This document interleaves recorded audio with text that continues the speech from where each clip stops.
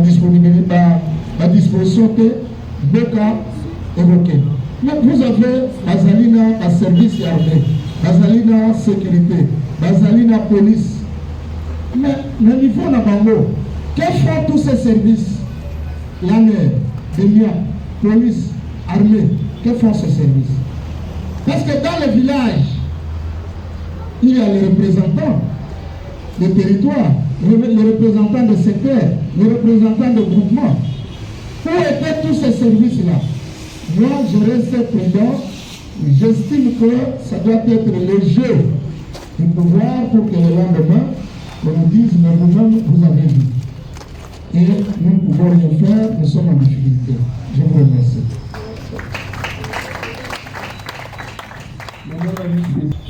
J'ai une petite question qui est en même temps une observation. Alors, dans notre pays, la question est posée aux deux intervenants et même à l'Assemblée. Ne trouvez-vous pas que, en obéissant à ce que veut cet acte de gouverner, c'est le moment de prévoir, car dans l'ensemble du pays, si nous observons notre pays, nous sommes une mosaïque des tribus. Tel qu'on nous dit, nous avons plus ou moins 450 tribus. Si nous commençons à parler des tribus, tel qu'on nous a parlé qu'à Kwamouth, ce sont les Téké, les Yaka qui se battent, et finalement, on nous a dit qu'on aurait vu quelques Téké et Yaka fouillant dans une même pirogue, et pour aller se battre là où ils vont. Finalement, on nous dit que nous sommes infiltrés. Et cette infiltration, mes chers camarades, on nous en parle depuis longtemps. Tout au long, par exemple, de la frontière du côté nord du pays, on nous parle de Mboro qui entrent comme ils veulent avec leurs vaches. Dernièrement, du côté de Soudou-Bangui, notre frontière avec la République centrafricaine, on nous a démenti qu'il n'y aurait pas, on a parlé infiltration, finalement on nous a dit que la situation serait sous contrôle, il n'y a pas eu infiltration. Cela veut dire que là-bas aussi, il y a des germes de tension. Alors, si nous regardons dans l'ensemble du pays, ne trouvons-nous pas que c'est le moment de demander à ceux qui nous gèrent de nous dire, de nous donner l'ensemble de la situation sécuritaire dans notre pays? Voilà ma question. En tout cas, je commence par cette réalité scientifique, simplicité au niveau national. La guerre dans la partie Est, ça fait bien longtemps, même la RFI l'a toujours diffusé depuis longtemps, qu'on voyait les ennemis porter l'uniforme des FARDC, depuis Joseph Kabila. Ça, nous le savons. Et lorsque l'uniforme des FARDC se retrouve au niveau de l'ennemi, je crois qu'il s'agit de la haute trahison au niveau de la hiérarchie militaire. Malheureusement, ceux qui avaient trahi ou qui continuent à trahir n'ont jamais été inquiétés. Nous avons vu comment notre frère Félix Tshilombo s'est plaint devant les généraux en disant que jamais on a doté l'armée de moyens tels que moi je l'ai fait.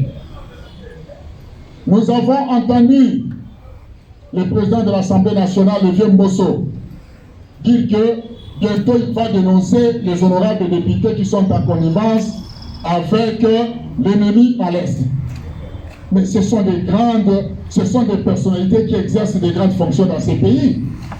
S'il faudrait parachuter, s'il faudrait maintenant chuter avec la déclaration telle qu'on l'a expliquée par le SGA, quoi, de la gouverneure de Maïndombe qui dit nous sommes infiltrés et on ne réagit pas.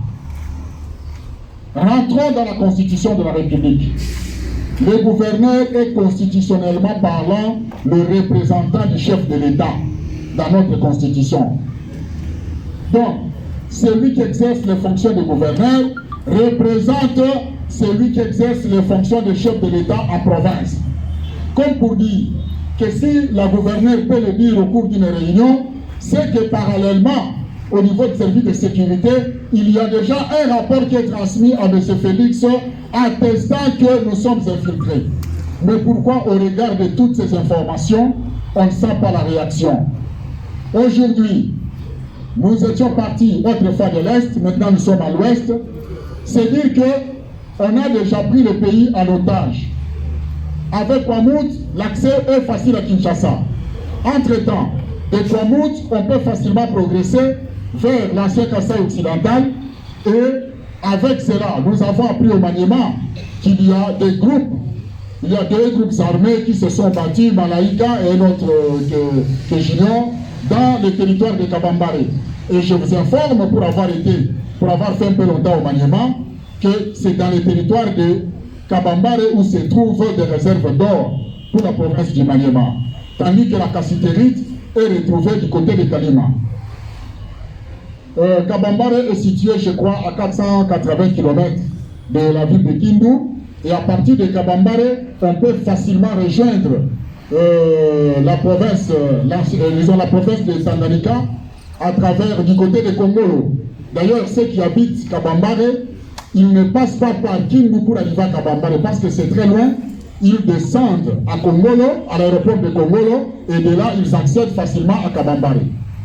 C'est-à-dire que si vous prenez même la situation de l'Afrique en général, partout où il y a eu des guerres, en Sierra Leone, en Libye, par-ci, par-là, c'est le problème des richesses qui sont dans les sous-sols. Partout où on mène la guerre, c'est là où il y a des richesses. On vient de nous démontrer qu'au niveau de la forêt ici, de Mambasa et autres, il y a la réserve de faune à Okapi. Donc, j'affirme, moi je n'estime pas, mais j'affirme que le régime Tshilombo est en intelligence avec l'ennemi et que nous sommes vendus. C'est le plan entre le Rwanda et l'Ouganda, et d'ailleurs la prise de Bunagana l'atteste quand on se réalise que les Rwandais, pour bien investir Bunagana, sont passés par l'Ouganda. Donc il y a complicité et nous devons nous lever. Je vous remercie. Naba auto votaki ba député, ba gouverneur, ba ministre. Donc ba nyonso ba vandi na palais du peuple kuna. Soit disant que bango baza ba konzi ya mboka oyo. Namoni ba mitema mabe. Balingi Kongo te. Balingi biso ba misusu te tosalaka kuna. Bazo kolilinga kaka bango moko na bana na bango na basi na bango. Bazo kende bazo futa bango ba mbongo ebele. Mais situation ezoleka na mboka na biso bavandi na bango bazolala bapongi très bien. Est-ce que bakongi kosala grève te? Est-ce que bakongi kosala marche te? Est-ce que bakongi koyokana te basala réunion bango nyonso bamibali basi baloba ke tokangi palais du peuple, tokangi banini babiro nyonso tokotravaille te? Kongo mobimba bakongi koyokana te? Donc tomilingi te. Yango bango biso ba peuple topeki kotelema esimbi te siko bango batelema nani nasengi ba honorable na biso ba oyo baza awa bomema makambo wana na baninga na bino na palais du peuple boloba bosangana sikoyo bino kosala biso mpe tokosoutenir bino po soki te esili. Parce qu'il est ressortissant du l'Est de notre pays. Mais je vais commencer par une petite observation. Tous nous suivons ce qui se passe en Ukraine. Ce qui se passe en Ukraine, la guerre qui est en Ukraine, ce n'est pas toutes les régions, toutes les provinces qui sont attaquées. Mais quand on parle dans les médias ou les leaders politiques congolais, on y parle que de la guerre en Ukraine. Cela prouve à suffisance que le peuple ukrainien est mobilisé. Mais quand il s'agit de la République démocratique du Congo, nous ne voulons pas nous-mêmes généraliser la situation. Nous parlons de la guerre à l'est du pays. Ceux qui font l'intérieur du pays, moi dernièrement j'étais au Congo central précisément voulais-je dire, dans le territoire de Kivu. Quand vous posez la même question, vous constaterez que les gens ne sont pas concernés. Les gens ne comprennent pas ce qui se passe réellement à l'est du pays. Alors, comme nous, ce que nous organisons ici est suivi dans tout le monde entier. Pourquoi pas chercher à changer maintenant cette connotation? Au lieu de parler seulement de la guerre à l'est du pays, de généraliser, après de préciser la guerre à l'est du pays, pour permettre aux autres provinces de participer également, pour permettre à tout le peuple congolais d'être mobilisé. Pourquoi pas de changer à partir de maintenant la guerre en République démocratique du Congo, mais précisément à l'est du pays, au lieu de parler seulement de la guerre à l'est du pays. Parce que moi j'ai ma façon de définir le pays. Pour moi un pays c'est comme un corps humain. Même si c'est un seul doigt qui est malade, la douleur va s'étendre dans tout le corps humain. Donc cette partie qui est attaquée là-bas, c'est la République démocratique du Congo qui est attaquée. Voilà la première question, ou l'observation. Deuxième question, c'est par rapport à ce qui se passe à Kwamou tout précisément, dans les Grands Bangou. C'est la grande porte de Kinshasa. Maintenant là, je vais aborder cette question sous angle politique. Nous, en tant que parti politique, qu'est-ce que nous pensons et qu'est-ce que nous organisons comme stratégie? Parce que moi, je pense que ce qui se passe à Kwamou, c'est une stratégie mise en place par le régime actuel pour déstabiliser ce parti politique, sachant que notre parti est mieux placé, par exemple, dans les Grands Bandou. Il faudrait créer l'insécurité et lors des élections pour que ces derniers ne participent pas à ces élections. Alors nous, en tant que parti politique, qu'est-ce que nous pensons et qu'est-ce que nous préparons comme stratégie efficace pour aller aux élections de 2023 avec ou sans nos frères et sœurs qui pensent que le changement c'est Martin Fayulu à Bandou? Je vous remercie.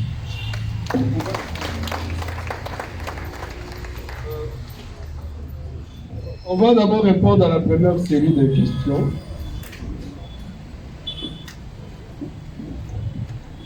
Merci beaucoup pour l'intérêt. Je commence par le dernier intervenant. Je crois qu'on avait déjà changé son narratif. Je parlais de la guerre à l'Est. Là, le président élu n'aime pas que quelqu'un me parle de ce genre de narratif. Il faut dire la guerre en République démocratique du Congo. Et puis, qu'est-ce que nous faisons comme parti politique? C'est ce que nous faisons. Nous en parlons. Et nous faisons un effort de nous expliquer d'abord entre nous pour que nous puissions d'abord nous comprendre. Parce que lorsqu'on est à Kinshasa, quelqu'un avait même valu celui qui a dit que la guerre, elle se passe à 2000 km et même lui il ne voit ça qu'à la télévision. Donc en réalité, quand on est à 2000 km ici, il y a quand même des petits détails qu'on peut ne pas comprendre, ce qui est compréhensible. Même moi, quand les profs Kakwa expliquent la situation du Bandundu, j'apprends. Parce que Bagata, tout ça, je ne connaissais pas. Le pays est grand. Donc ce que nous faisons, c'est déjà beaucoup que nous, d'abord, nous puissions comprendre. C'est lorsque nous comprenons que nous pouvons faire comprendre aux autres. Mais évidemment, la question a toujours été la pertinence même de cette activité. Parce que si ça ne doit pas nous amener à nous indigner et à prendre une action plus importante que ça, si nous devons seulement chaque mardi venir ici parler sans nous indigner et sans passer sans réfléchir sur des actions beaucoup plus importantes, alors ça risquera de ne pas servir à grand chose. Je crois que l'objectif du président élu en instituant cette journée de mardi pour qu'on parle de la sécurité de notre pays, c'était qu'à un moment on arrive à s'indigner et à passer à des actions beaucoup plus importantes. C'est d'ailleurs ce que même le camarade Maître Mouza a toujours demandé. Donc on doit y arriver, mais pour y arriver, soyons d'abord informés. Dans les moindres détails, parce que les Rwandais dont vous parlez là, ils maîtrisent ce pays parfois mieux que nous. Avec l'AFDEL, les Rwandais ont fait à pied de Uvira à Kinshasa à pied ce pays. Mieux que quiconque, nous on ne le connaît pas. Alors, si nous voulons d'abord sauver notre pays, apprenons d'abord à le connaître. C'est lorsque nous le connaissons que nous allons l'aimer et le défendre.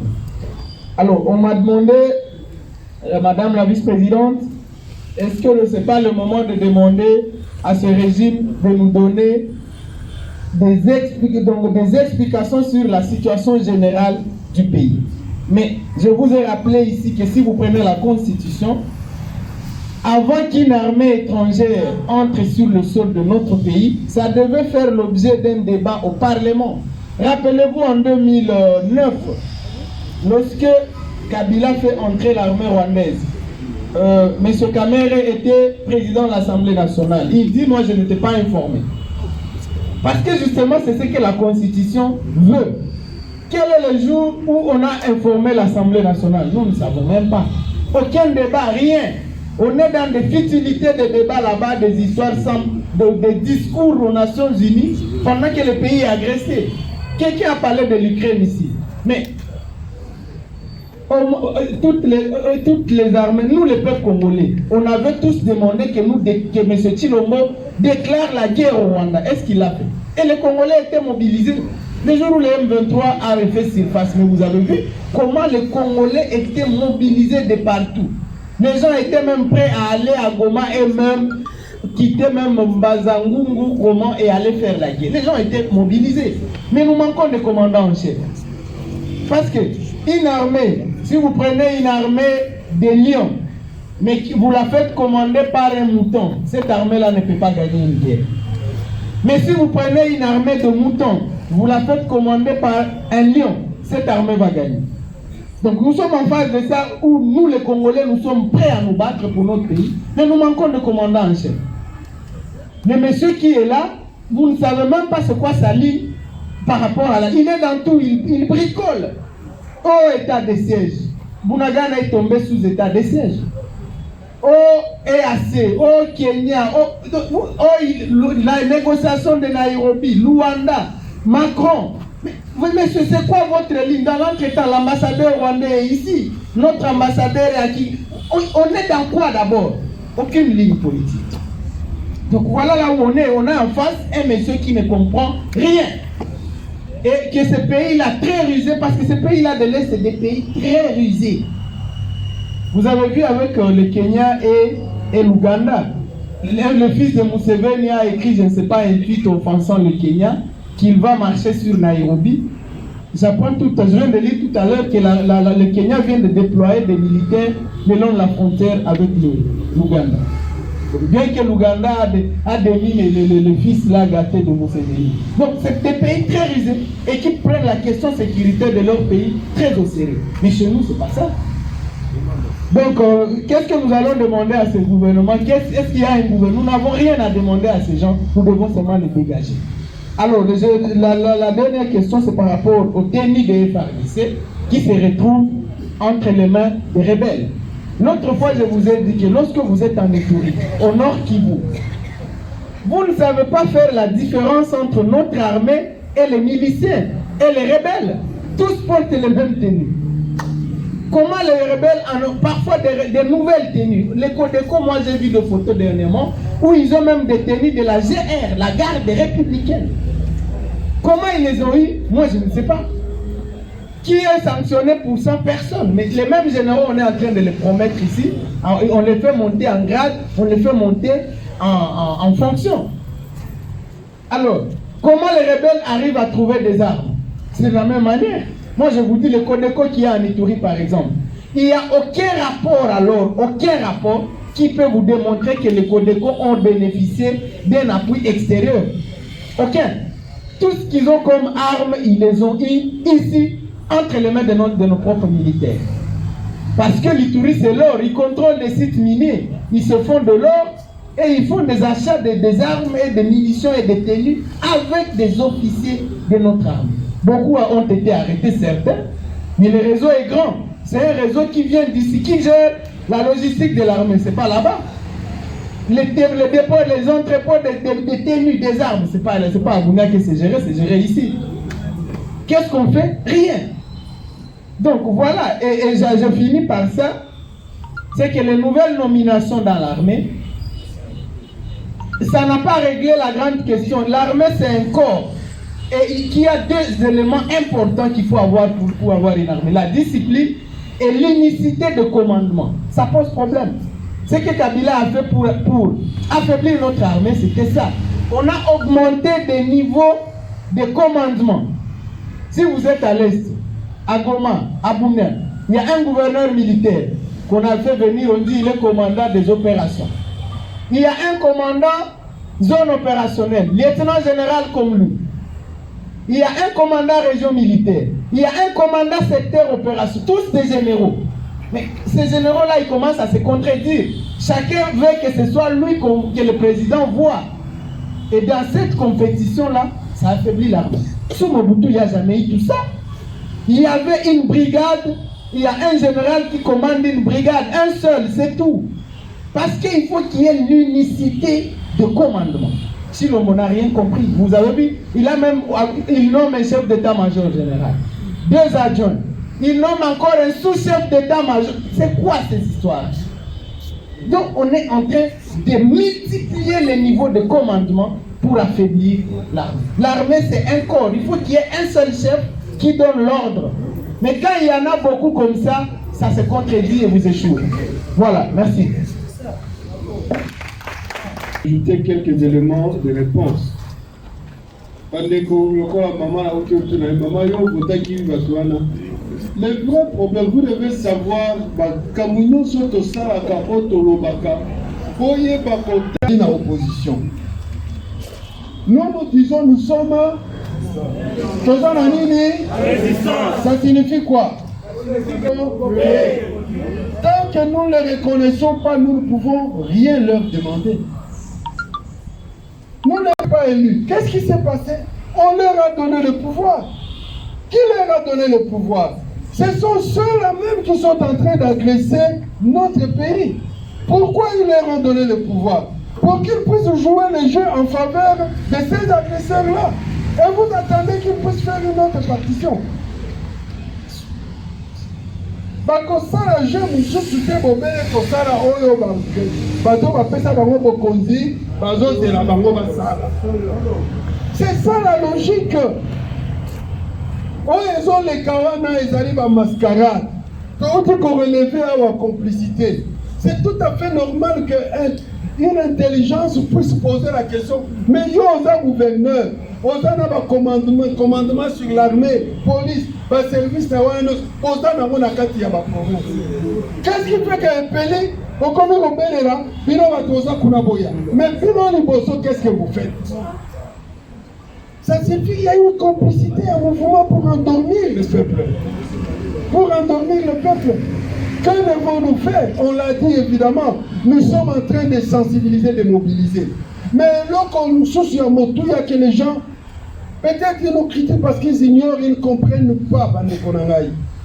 Régler ces problèmes, il y a légitimité, c'est fondamental. Régler les problèmes, il y a légitimité dans le Congo, c'est fondamental. Que nous arrivions à ne plus voir dans notre pays ba chef au bazali téléguidé oyo bapaya bazotia la biso na bokonzi. Tant que nous continuerons à avoir batouana crise oyo kozala kobe okende liboso. C'est comme ça le moment où nous parlons, nous insistons sur les élections transparentes, libres et démocratiques. Les gens trouvent que toujours est la bokonzi. Mais non. Nous sommes là dans le combat sur la vérité des urnes. Le combat sur la vérité des urnes, c'est le combat en faveur du peuple. Il y a Oroba Benginini, souveraineté, il y a peuple. Si nous ne comprenons pas ça, nous ne comprenons pas ce que nous faisons. Souveraineté, il y a peuple. Aujourd'hui, le peuple n'a pas sa souveraineté. Puis on a vu sur les Longo en 2019, 2020, tout dénonçant qui m'a occupation rwandaise, guerre. Qu'est-ce que nous avons eu comme suite? Répression, Batoboli va plier la voiture, Basalibo. Les gens ont l'amour qui va y comprendre que il y a son Rwanda qui va à Congo. Celui qui est intelligent puisse comprendre quand il met la bango. C'est tout simplement parce que Basalina perd la vitesse. bayebi que 4 ans basali eloko te balingi kolakisa na miso ya bato ke guerre ezali ngai nabima lokola commandant oyo azotya kimia ntango bakosala baélection batriche ye abimi tondimi kaka voilà atyaki kimia na est et puis 2 mois après M23 échangé ekomi M45 mpo bakobana susu bato bagere mosusu. Vous comprenez? C'est ce qui s'est fait avec CDMP, c'est ça qui s'est fait dans Banane Nabango, qui est Kobota M23. En 2006, juste immédiatement après la guerre, ils ont créé CNDP. En 2011, immédiatement après les élections, ils ont créé M23. C'est comme ça que ça marche. Il y a une logique Nabango, fonctionnement Nabango. Mais non, nous ne pouvons pas nous distraire. Combat la vie sur les Aliwana, le Kola. Luc a lobby en haut. Vous avez même dysfonctionnement dans l'armée. C'est fait à dessein. Et ça comme ça, les pour déstabiliser le pays. Nous devons, nous, tant que nous avons chef à ma section, il y a ma cellule, tout ça. On a tant que nous ça, bandeko, topteya, toloba. C'est ça l'importance de ma conférence. Pour que nous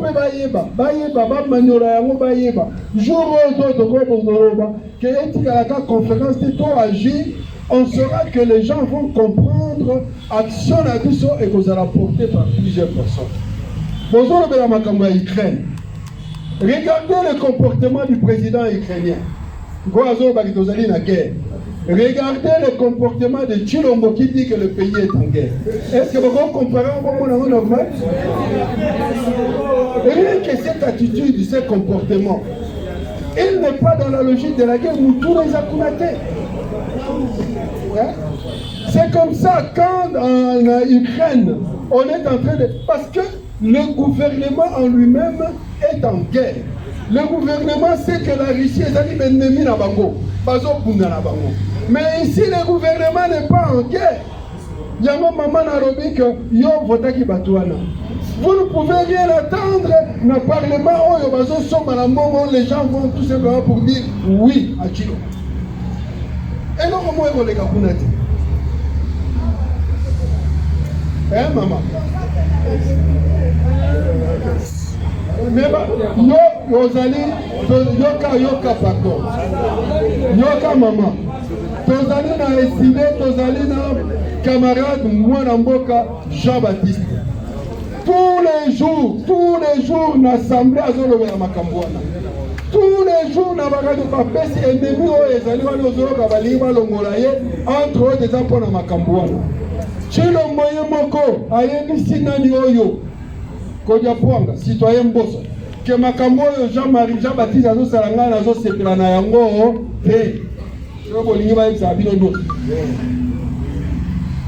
Na sepela na ngote alingi ni bakata ye mutu ba longola ye. Donc ye asepela na ngote. Po bango ba yebi ke bazali ba komplisa makambo wana. Donc mutu moko wana ou bien batuni bale ba député na biso wana bango ekoki ko renverser eloko wana te. Donc manyola koloba balobaka na bango on a nini bamatisa banombre na bango ya badepute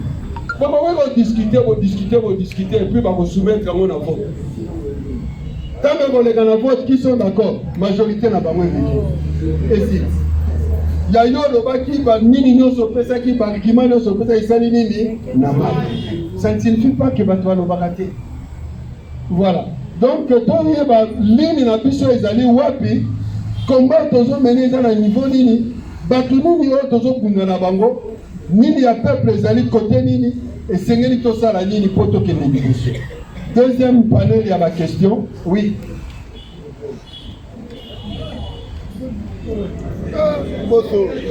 Ce bureau était ici dans notre siège. Pour ceux qui se rappellent, vous voyez après 6 ans passés l'effigie de M. Kabila et l'effigie de Sekachweba. Donc c'est bien lui qui aujourd'hui se présente comme l'homme solution de la situation de Maïndomé et Bandomé. Et c'est bien lui encore le pyromane dont M. Laboué vient de parler. C'est un ultra-kabiliste qui a été utilisé dans plusieurs missions de renseignement à l'intérieur comme à l'extérieur. Donc je crois que c'est ça un peu un complément que je voulais ajouter. pour dire que la complicité, elle est bel et bien là. Et nous devons comprendre que nous sommes vraiment infiltrés, mais ça ne date pas d'aujourd'hui. Je crois qu'on ajouter une chose. Je crois qu'il y a une vidéo qui passe dans les réseaux sociaux où Basile dit clairement qu'une fois Kabila lui a dit qu'avant l'entrée d'Afdel, lui, déjà 3 mois, il occupait déjà Kingakati. C'est une façon de vous dire que non, dès que l'ennemi veut nous attaquer, il prépare déjà son entrée en avant, il prépare tous ses valises avant même d'attaquer. Ce qui se passe aujourd'hui, et que nous voyons là, ce ne sont pas seulement des gens avec les fascistes rwandais que nous allons attaquer. Aujourd'hui, les Rwandais nous ont infiltrés dans nos familles. Moi, j'ai des frères Kassaïens qui sont aujourd'hui pro-rwandais que vous n'avez pas l'idée. Kisaro, qui est ministre actuel, sa femme c'est une Kassaïenne, ils ont des enfants. Cette femme-là, elle est pro-rwandaise que vous n'avez pas l'idée. Donc, penser que ce sont des Rwandais de toutes qui vont nous battre, non, non. Nous devons comprendre que même dans la salle ici, nous pouvons voir des gens avec des fascistes bantous, mais qui travaillent pour Kagame et qui sont prêts à nous faire du mal. Donc, soyons vigilants. Merci. Les Congolais disent un peu des choses pour entraîner les Congolais à croire à l'époque ou quoi. Mais la réalité, Kabila Joseph n'était pas 3 mois avant ici même dans le Ngaka du Comité, ça c'est faux. Quand l'AFDL est arrivé, moi j'étais à Banouti, j'ai vu Joseph arriver avec le groupe, il y avait un jeune homme qui est d'ailleurs le frère. Pardon? Non, c'est pas ça le problème. Pour dire que quand ils sont arrivés à Bandundu ville, il était là, ce n'était même pas 2 mois avant que Kinshasa ne tombe. Évidemment, il n'est jamais arrivé ici avant que le groupe vienne et puis casse le pont pour arriver ici. Ça, ce sont les impressions pour faire croire aux Congolais, nous faire avaler les couleuvres, comme on dit. Mais en réalité, il n'était pas ici, il n'avait pas vécu 3 mois avant à Kingakati. Aujourd'hui, il y a une sorte de phobie qu'on est en train de mettre dans la tête aussi des Congolais. Bien sûr, nous devons rester vigilants, mais qu'on ne nous fasse pas croire que le Rwandais est plus fort que les Congolais, il est très intelligent que les Congolais. On voit partout les Rwandais. Ça, c'est un autre danger. Il faut quand même évaluer la population rwandaise à la population congolaise, l'armée rwandaise à l'armée congolaise, cette armée qui n'a pas plus d'hommes que l'armée congolaise, mais on nous fait croire qu'ils sont partout, dans tout, ils peuvent nous anéantir. Et ça nous met dans une situation de faiblesse, de peur, de phobie. Mais il faut sortir de cette situation-là. Vous comprenez ça? Nous devons sortir de cette situation. Nous sommes forts et le Congo restera toujours fort devant le Rwanda. Ça, c'est une évidence. C'est une évidence. Voilà, une question. Si nous sommes à genoux, c'est parce qu'il y a des complices à la tête du pays. Et nous devons renverser cette équation pour faire voir que même déjà à l'époque de Mobutu, les Rwandais ne pouvaient pas se jouer le Congo. Merci beaucoup, monsieur le secrétaire général. Mon intervention va porter sur la situation sécuritaire ainsi que ce qui prévaut actuellement. La situation sécuritaire a plusieurs dimensions. Même la sécurité en termes de la protection des personnes et de leurs biens, la sécurité en termes de la sécurité sanitaire, alimentaire, mais tout ça, ce qui nous amène à cette situation, c'est une complicité qui part de l'international jusqu'au niveau national. Il y a bien sûr des commanditaires de cette situation et les exécutants qui sont là présents. Et voilà que parmi les exécutants, aujourd'hui nous avons les fils du pays. Moi je me souviens quand Mosé avait pris le pouvoir dans notre pays, quand il était arrivé, 1 année ou 2 ans après, 1 année après, il avait connu une guerre qui a été montée de toutes pièces par des personnes qui étaient venues avec lui. Voyant que Mosé n'était pas réellement et totalement d'accord avec leur manière de faire, ils ont créé l'alibi comme quoi Mosé était xénophobe, il était ceci, ils ont porté toutes les accusations contre lui et ils sont partis faire la guerre à l'Est quand Mosé s'était débarrassé d'eux. Qu'est-ce qui s'est passé? Plus tard, Mosé va appeler cette guerre la guerre d'agression et la guerre d'occupation. Aujourd'hui, le vocabulaire semble changer. Au lieu de continuer d'appeler la situation de notre pays une occupation ou une agression, on porte d'autres vocabulaires pour dire les rebelles. À ma connaissance, un rebelle, c'est quelqu'un qui est avec toi dans ta maison ou au lieu de service, qui n'est pas content de ta façon de travailler et qui s'oppose à toi et qui brandit à ça sa motivation, pourquoi il s'oppose. Toi, tu les connais, lui aussi te connaît, tu connais ses motivations, et là, tu vas l'appeler rebelle. Il s'est rebellé contre moi, je suis son autorité, mais là, il va à l'encontre de mes instructions, il se rebelle contre moi. Mais quelque part, quelqu'un qui n'a rien à voir avec toi, il se ressort d'un autre pays, il entre chez toi et il commence à faire des histoires dans ton pays, dans ta maison, tuer tes enfants, ta femme, et faire des histoires. Toi, tu continues à l'appeler rebelle. Il ne s'est pas rebellé contre toi, mais il t'agresse, il occupe ta position maintenant. Il commence à commander. Alors, sur ce point-là, nous devons commencer à changer de vocabulaire. Et voilà, nous allons nous comporter maintenant en demandant des solutions, des éclairages de la situation qui est la nôtre, à celui-là même qui est ton bourreau, qui vient pour te faire du mal. Toi, tu vas demander la solution à celui-là. Non, nous devons changer de comportement, à mon avis. Nous devons changer de comportement et de combat. C'est pourquoi moi je salue ce que nous, SID, déclarons. Nous sommes résistants parce que vous-même vous connaissez, pour ne pas revenir sur l'explication de ce mot résistant. Nous résistons. Mais dans notre résistance, nous devons mettre un plus. L'option que nous avons prise est que par la voie démocratique, nous puissions atteindre l'objectif, mais les personnes avec qui nous sommes associés pour atteindre ces objectifs sont des mauvaises voies. Ils ne nous amèneront jamais à destination. D'où il faut voir d'autres pistes de solutions ou d'autres stratégies pour arriver à bon port. Moi, je pense que l'article 64 dont nous faisons allusion à la Constitution est multiforme. Est multiforme. C'est pourquoi, merci beaucoup, je me limite là pour ne pas être long. Je dis et je vous remercie.